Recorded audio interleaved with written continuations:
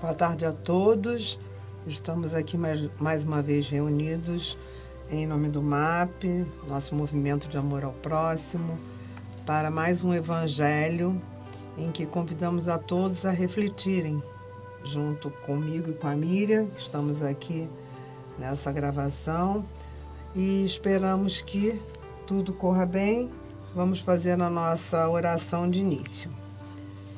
Senhor Deus, Pai amado, nossos amigos espirituais, estejam todos conosco nesse início de tarde, onde estaremos fazendo mais um evangelho no lar, e qual pedimos que nos faça um instrumento para que possamos passar a palavra, né, de Jesus através do evangelho do Espiritismo para todos que estão nos ouvindo. Vamos então passar a leitura do livro Vida Feliz, Joana de Ângeles, pela psicografia de Divaldo Franco, no item hoje o 87. Nos diz Joana de Ângeles: o conselho somente terá valor se estiveres disposto a segui-lo. Quando estejas com dificuldade em qualquer assunto, recorre a uma pessoa mais experiente, mais bem equipada, pedindo-lhe ajuda e orientação. Todavia, não leves a tua própria opinião tentando prová-la verdadeira. Ouve com cuidado e reflexiona, e depois toma a decisão que te pareça mais acertada. Por outro lado, não faças ouvidos moucos às orientações e conselhos que te deem ou que buscas. Examina tudo e retém o que é bom, ensina o apóstolo em nome do bem. Se refere aqui à frase de Paulo, né? Tudo me é lícito, mas nem tudo me convém. Quantas vezes a gente precisa de ajuda, mas o orgulho muitas vezes nos impede de pedir auxílio. Quando pedimos outras vezes, já vamos com a nossa ideia pré-concebida, apenas para ouvir uma confirmação de que aquilo que eu acho é o certo. E aqui Joana nos estimula a irmos de coração, de mente aberta. E quando ela fala nessa ajuda, não é só a ajuda de um ser encarnado, é a ajuda dos bons espíritos, a ajuda divina. A oração é um pedido de conselho, de orientação, mas é preciso estarmos dispostos a ouvir os conselhos. E para isso vamos precisar diminuir um pouco, pelo menos, o nosso orgulho, a nossa vaidade, essa certeza que nós temos, que nós sempre estamos certos, reconhecer que nós estamos transitando num mundo de provas e expiações com muito a aprender, também com muito a ensinar. E nesse muito a ensinar a gente lembra Francisco de Assis, com o que dizia, né? Evangelizai sempre, se preciso, use palavras. E dizia também, né, que cuidado, que muitas vezes você pode ser o único evangelho que alguém vai ver. E esse momento de evangelho no lar, aberto com o ensinamento, o conselho, nesse caso, de Joana de Ângeles, né? A gente vai ouvir o amigo maior, o que ele nos diz. E o que nos dizem os bons espíritos através de Allan Kardec, o codificador da nossa doutrina. Então, você foi falar de palavras, né? Está falando aí do texto da Joana de Ângeles. E o nosso capítulo de hoje é o 27, Pedi e obtereis. Nosso item é o 16. Fala sobre preces que se entendam, olha só. Olha só, e é aberto ao acaso, então, né? Ao acaso, como é que aspas, as coisas acontecem, a gente tem que estar atenta, né, a esses sinais. Então, vamos lá, esse capítulo 27, no item 16, que fala sobre preces que se entendam. Se não entendo o que significam as palavras, serei um bárbaro para aquele com quem falo. E aquele que me fala será para mim um bárbaro. Se oro em uma língua que não entendo, meu coração ora, mas minha inteligência não colhe o fruto. Se louvais a Deus apenas com o coração, como é que um homem dentre aqueles que só entendem sua própria língua responderá amém? No fim de vossa ação de graças, uma vez que não entende o que dizeis. Não é que a vossa ação não seja boa, mas os outros não são edificados para ela. Paulo, 1ª Epístola de Coríntios, 14, 11, 14, 16 e 17. Então, assim, a gente vai parar aqui um instantinho, né, nesse primeiro parágrafo aqui de Preces que se entendam, para dizer justamente isso, que a gente às vezes quer falar numa linguagem, né, mais erudita, mas não adianta, porque a gente tem que falar a linguagem do povo. Aí está a humildade também, da gente falar palavras que todos entendam, palavras que desde o presidente até o servente de uma empresa vão entender o que a gente está dizendo. Não adianta a gente querer falar bonito, porque é o tal negócio, nosso coração não vai estar conectado com a fala, porque a gente não vai estar entendendo o que, né, a pessoa não está entendendo o que diz. Nós mesmo, se formos ler um texto que a gente não entenda, a gente vai falar, meu Deus, e agora, né? O que eu faço? O que eu faço? Não tenho o que fazer. Então, a gente tem que estar sempre atento a isso. Quando a gente faz uma prece, quando a gente faz um pedido, né, que a prece é um pedido, pouquíssimas vezes são de agradecimento, a maioria é de pedido, né? Mas tem muitas de agradecimento também. E seja ela qual for, que essa prece seja clara, seja limpa, seja assim, direta, é isso. Muito obrigada, meu Deus, porque eu consegui. Muito obrigada, porque hoje o dia para mim foi um dia proveitoso e tal. Enfim, ou quando a gente quer pedir, meu Deus, estou precisando tanto disso, é ser direto, porque é a linguagem que mais toca, é aquela linguagem que a gente fala e o coração vai junto.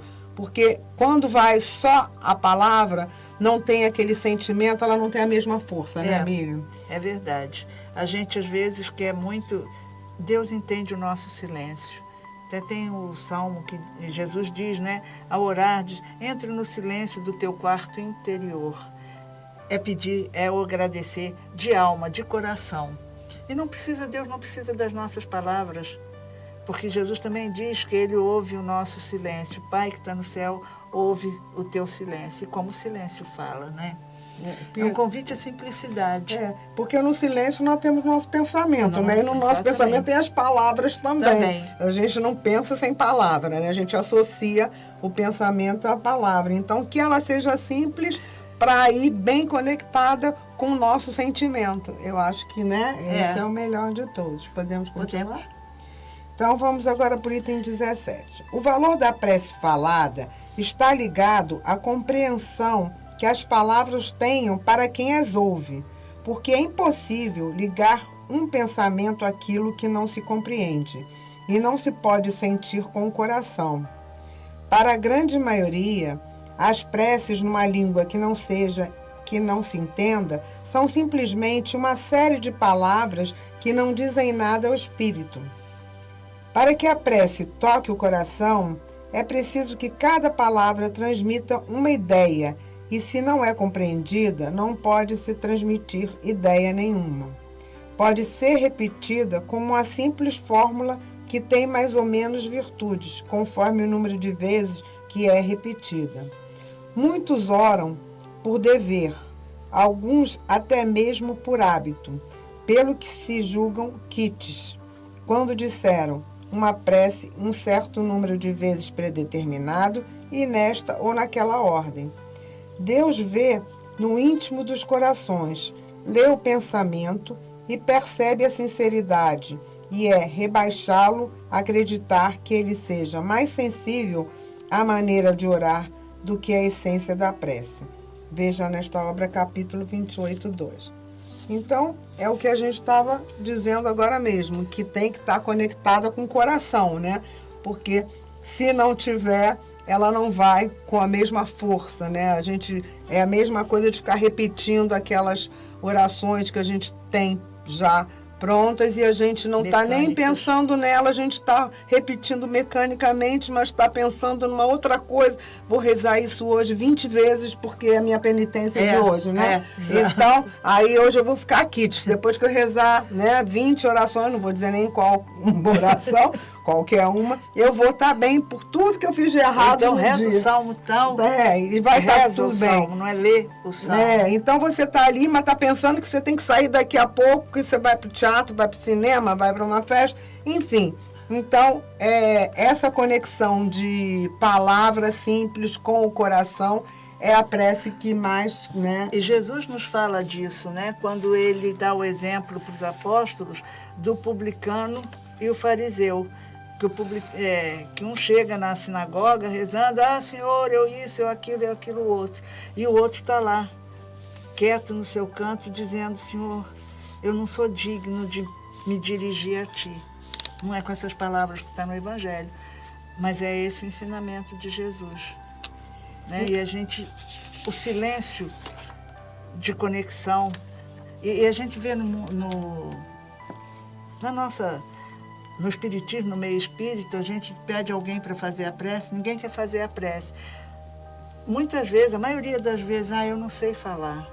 Como não sei falar? Você não reza em casa, você não fala com Deus. Deus não precisa da nossa palavra rebuscada e tal. A gente vai errar na concordância, a gente não vai falar direito, mas não importa, a gente está falando com o coração. Não é concordância, né?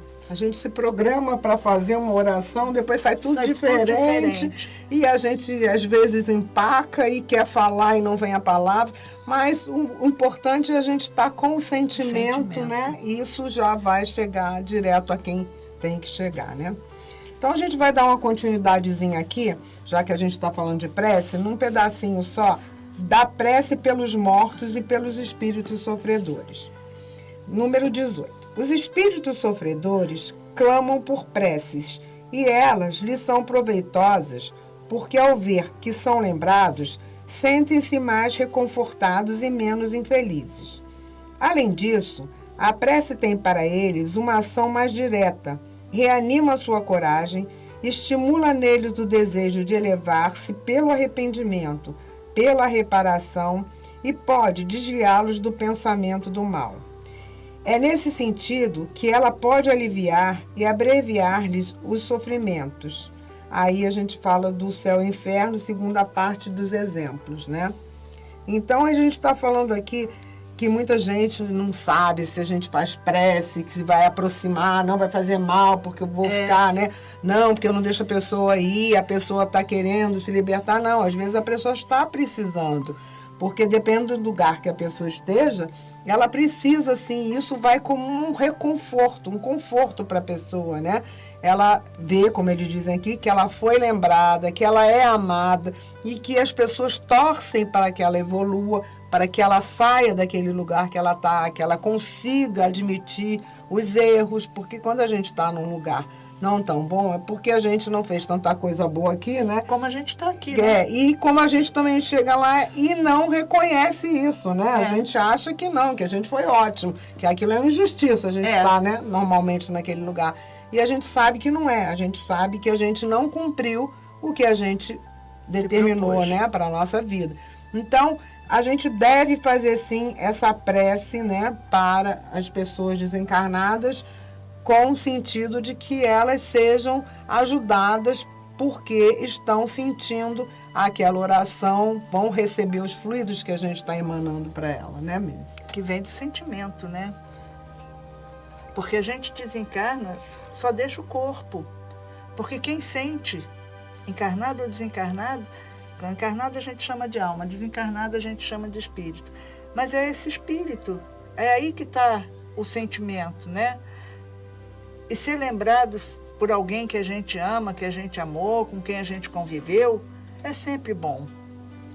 Bom, então vamos um pedacinho mais do item 19, que a gente ainda tem um tempinho. Há pessoas que não admitem a prece pelos mortos, a gente estava falando, né? Porque conforme creem, há para a alma duas alternativas apenas: ser salva ou condenada às penalidades eternas, resultando em ambos os casos na inutilidade da prece. Sem discutir o valor desta crença, admitamos por um instante a existência dos sofrimentos eternos e imperdoáveis e que nossas preces sejam impotentes para pôr um fim a isso. Perguntamos se, nessa hipótese, é lógico, é caridoso, é cristão não orar pelos condenados? Essas preces, por mais impotentes que sejam para libertá-los, não são para eles um sinal de piedade que pode suavizar seus sofrimentos? Na Terra, quando um homem é condenado à prisão perpétua, mesmo quando não se tenha nenhuma esperança de obter o perdão para ele, é proibido uma pessoa caridosa ir aliviar-lhe os sofrimentos? Quando alguém é atingido por um mal incurável e só porque não há nenhuma esperança de cura, deveremos abandoná-lo sem nenhuma consolação? Lembrai-vos de que entre os condenados pode estar uma pessoa que foi querida, um amigo, um pai, uma mãe, um filho, e só porque alguns pensam que ele não poderá ser perdoado caso lhe recusareis um copo d'água para matar a sede, um remédio para curar suas feridas, não farieis a ele o que farias por um prisioneiro? Não lhes darias uma prova de amor e de consolação? Negando-lhe tudo isso, não sereis cristão. Uma crença que endurece o coração não pode estar unida a um Deus que coloca em primeiro lugar os deveres de amor ao próximo. Né? Verdade. Então, a gente está vendo aqui que qualquer prece é bem-vinda e a gente tem que estar sempre pensando também nisso. Nessas preces, pode estar neste local uma pessoa que nos foi muito cara em outras vidas, pode não ter sido nem nessa, mas pode estar ali uma pessoa que foi muito próxima a você, que vai ouvir, né, que vai ficar feliz de saber que você está fazendo uma prece para ela. Então, vamos estar atentos sempre a essas coisas de bem, a parte do bem, nosso lado bom. Né? Nós temos. Todos e, afinal temos. de contas, nós somos criados pelo bem. E, assim, essa questão da eternidade, do castigo, importante a gente ler, a questão das preces também, o céu e o inferno, né? O depoimento dos espíritos é uma coisa espetacular. E vamos combinar, Deus é bom e justo, misericordioso. Então, ele nunca vai condenar uma criação sua, um filho seu, pela eternidade, por um mal momentâneo. Ainda que a gente pense em alguém que matou alguém, tirou a vida de um corpo. Não merece perdão eterno. E aí eu posso dizer, Deus é bom e justo e misericordioso? Deus não é vingativo, Deus é todo amor e misericórdia, né? Bom, nós não terminamos essa parte, né, da prece pelos mortos e pelos espíritos sofredores, que é um pouco grande, mas a gente convida vocês a pegar o Evangelho e terminar pelo menos essa parte dessa prece pelos mortos e pelos espíritos sofredores, que é bem interessante. Então nós podemos, nesse momento, nossa aguinha já está aqui sendo fluidificada, porque o Evangelho, né, as bênçãos do Pai é que fluidificam a água, não somos nós. Mas vamos então elevar os nossos pensamentos de gratidão, de amor a Deus, a Jesus, a Maria Santíssima, nossa mãe, aos mentores da nossa casa, Francisco de Assis e Fabiano de Cristo, aos nossos guias e mentores, pela oportunidade de, mais uma vez, sermos alertados pelo Evangelho da necessidade e da oração, da conexão com Deus. Agradecer por esse momento, que esse Evangelho penetre nossas almas, e que nós possamos transmitir um pouco desse ensinamento através da nossa vivência a todos aqueles que nos cercam. Lembrando nesse momento também, com muito carinho, aqueles que nos antecederam, que hoje vivem no mundo espiritual, aqueles que amamos, não deixamos de amá-los só porque passaram para o mundo espiritual. A nossa conexão, o nosso amor continua com eles. Então, que seja a nossa prece de gratidão a Deus e de amor ao próximo, a nós mesmos e aos nossos entes queridos que nos precederam na vida eterna. Vamos tomar nossa água. Desejando que tenhamos todos uma vida de paz e bem, paz e luz, de paz. Muita paz.